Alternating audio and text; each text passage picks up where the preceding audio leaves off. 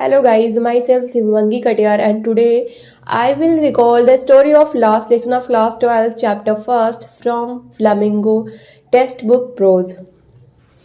तो इस स्टोरी में क्या होता है? तो first the last lesson is set in the days of France Prussian war 1870 to 1871। 1870 to 1871 की बात होती है। इसमें इंपॉर्टेंट कैरेक्टर्स टू होते हैं। फर्स्ट होता है फ्रेंच और जो सेकंड होता है वो एम हेमिल होता है। जो फ्रेंच होता है वो एक सेंसिटिव ऑनेस्ट स्कूल बॉय होता है और जो एम हेमिल होते हैं वो सिंसियर स्ट्रिक्ट टीचर हुआ करते हैं ऑफ फ्रेंच लैंग्वेज के, एक स्ट्रिक्ट टीचर थे। तो स्टोरी अब मैं इस चैप्टर की समरी बताऊंगी। तो क्या होता है, फ्रेंच स्कूल जाने के लिए उस सुबह बहुत देर से निकला था। उसके जो फ्रेंच टीचर थे एम हेमल, उन्होंने पार्टिसिपल चैप्टर से कुछ क्वेश्चन पूछने के लिए बोला था और जो फ्रेंच था उसको पार्टिसिपल का पी भी नहीं आता था। उस चैप्टर से रिलेट मतलब उसको पढ़ाई में बिल्कुल मन नहीं लगता था, बिल्कुल पढ़ता नहीं था, तो उसको पार्टिसिपल का पी भी नहीं आता था। तो उस दिन उसने सोचा कि क्यों ना आज मैं स्कूल नहीं जाता हूँ, क्योंकि It was a bright sunny day and for a moment French thought of running away and spending the day outside. उसने सोचा क्यों ना मैं अपना जो दिन है वो मैं आउटसाइड में स्पेंड करूं। For French chirping of birds, जो चिड़िया थी वो चहचहा रही थी। फिर वहाँ पे क्या होता है, फिर वो कुछ देर के लिए बस बाहर का ऐसे ही वेदर देखता है। फिर वो स्कूल की ओर चल पड़ा। स्कूल की ओर जाते हुए रास्ते में फ्रेंच एक टाउन के हॉल से गुजरा और उसने एक समाचार बोर्ड के सामने भीड़ को देखा। उसने बुलेटिन बोर्ड के सामने क्राउड को देखा। पिछले 2 वर्ष से जितने भी खबरें आती थी वो उसी बुलेटिन बोर्ड पे लिखी जाती थी। तो उसने इतना ज़्यादा माइंड नहीं किया। उसने फिर सोचा कि व्हाट्स द मैटर, चलो कुछ ना कुछ कोई भी समाचार, कुछ ना कुछ न्यूज़ आई होगी तो मुझे क्या करना है, मुझे तो स्कूल जाना है। फिर क्या होता है, गोल्ड स्मिथ ने अपने पास उसे बुलाया और बोला कि अभी तो बहुत टाइम है स्कूल जाने के लिए, तुम थोड़ा यहीं पे रुक जाओ। लेकिन उसने सोचा, जो फ्रेंड्स था उसने सोचा ये मुझे पागल बना रहा है, मुझे अपने स्कूल जाना चाहिए।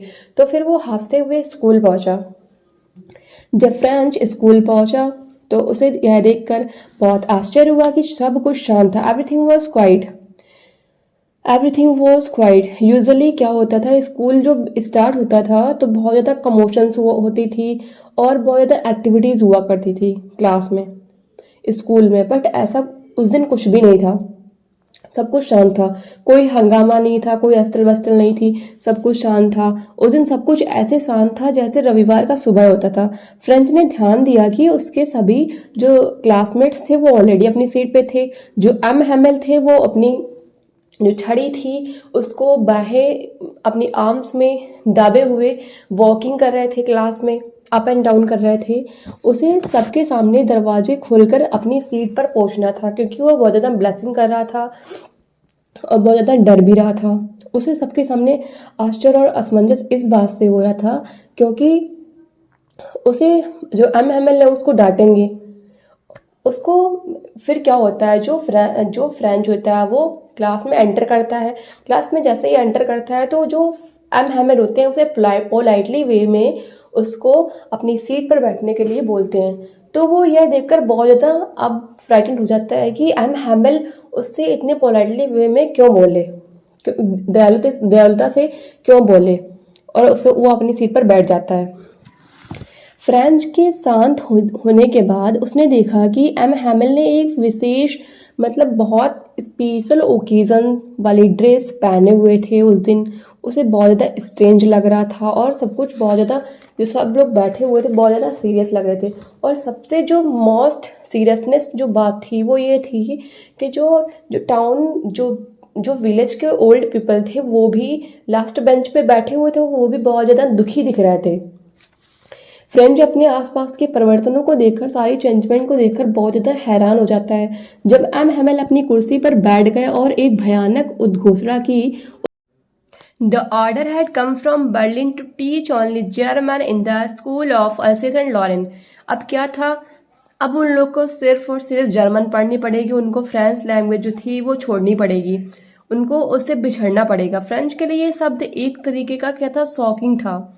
अब उसे इस कस्बे के हॉल में एकत्रित भीड़ के बारे में उसको याद आता है कि उस बुलेटिन बोर्ड के सराउंडिंग्स में वो क्राउड क्यों थी, और जो एम हैमिल थे वो स्पेशल अटायर क्यों पहने हुए थे, जो विलेज के जो पीपल थे, जो ओल्ड पीपल थे, वो लास्ट बेंच पे क्यों सैड बैठे हुए थे। वो सारी घटनाएं अपनी माइंड में सोच रहा था, और अब उसको सब कुछ पता चल चुका था, सब कुछ समझ चुका था कि जो उसकी लैंग्वेज है अब उसको छोड़ना पड़ेगा।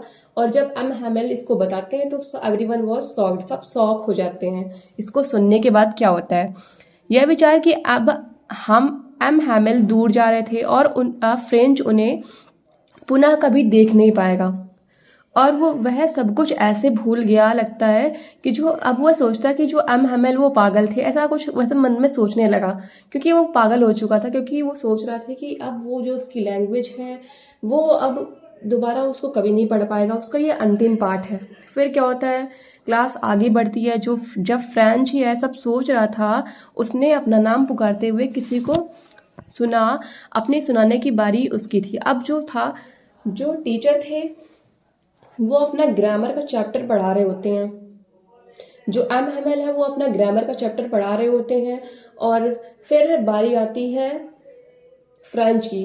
तो फ्रेंच को वो खड़ा करते हैं क्लास में, पार्टिसिपल से रिलेट कुछ क्वेश्चन पूछते हैं, बट जो फ्रेंच था उसको पार्टिसिपल का पी भी नहीं आता था। तो जो एम हैमिल होते हैं वो बहुत ज़्यादा अपने आप को असम फील करते हैं, क्योंकि वो उनको उनसे उससे क्वेश्चन पूछते हैं। तो जो फ्रेंच था वो बहुत ज़्यादा डरा हुआ था, क्योंकि जो एम हैमिल है उसको डांटेंगे, लेकिन एम हैमिल ने ऐसा कुछ भी नहीं किया, उसको शांत करके बिठा दिया कि तुम बैठ जाओ, और वो अपना जो पाठ है वो आगे बढ़ाते हैं।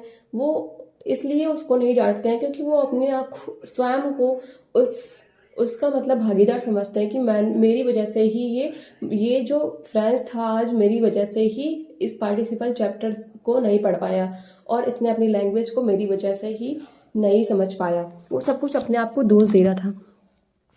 इसके बाद क्या होता है, इस समय अब एम हैमिल अपनी कुर्सी पर स्थिर बैठे हुए थे। फ्रेंच ने सोचा कि एम हैमिल अपने मस्तिष्क में कुछ कक्षा कक्षा के रस की छाप लेना चाहते थे, क्योंकि जो एम हैमिल थे वो 40 वर्ष तक इस कॉलेज में, उन्होंने इस स्कूल में पढ़ाया है, और वो इस स्कूल में मतलब जब वो अपने छोड़ के जाएंगे तो उनको कैसा लगेगा, वो सब कुछ अपनी सारी फीलिंग्स को जाहिर कर रहे थे। उन्होंने विद्यालय में वफादारी से अपनी सेवा दी थी, और अब उनकी बहन उनका सामान बांध रही थी। यह सब उनके लिए वास्तव में दिल तोड़ने वाली स्थिति रही होगी। अंत में उन्होंने इतिहास का पाठ पढ़ाया गया। एवरीबडी बिकम इमोशनल, जो सब थे बहुत ज़्यादा इमोशनल हो गए थे, अंत तक सब भावुक हो गए। ठीक है, फिर क्या होता है, कुछ तो रोने भी लगे थे, लेकिन एम हैमिल में प्रत्येक पाठ को अंत तक सुनने का साहस था, धैर्य था। अंत में जैसे ही गिरजाघर की घड़ी में 12 बजे एम हैमिल खड़े हो गए। यह बहुत स्पष्ट था कि वे भी भावुक हो गए थे। उन्होंने बोलने का प्रयास किया, लेकिन जो उनका गला था वो बैठ चुका था, और अब वो बोल नहीं पाए थे। सबकी आंखों में आंसू भरे हुए थे, सब रो रहे थे, क्योंकि जो उनकी लैंग्वेज है, जो मदर टंग है, उन्होंने अपनी मदर टंग को बहुत ज़्यादा मतलब वैल्यू नहीं दी अपनी लैंग्वेज को, और आज उनको उससे बिछड़ना पड़ रहा है अपनी लैंग्वेज से, और उनको सिर्फ और सिर्फ जर्मन पढ़नी पड़ेगी, फ्रेंच लैंग्वेज को छोड़ना पड़ेगा। लास्ट में क्या होता है, जो एम हैमिल होते हैं खड़े हो जाते हैं, और वो ब्लैक बोर्ड के तरफ मुंह करके चौक से सिर्फ वीवे ला फ्रांस लिख जाते हैं। इसका मीन्स होता है फ्रांस अमर रहे, और यहाँ से स्टोरी जो होती है वो एंड होती है।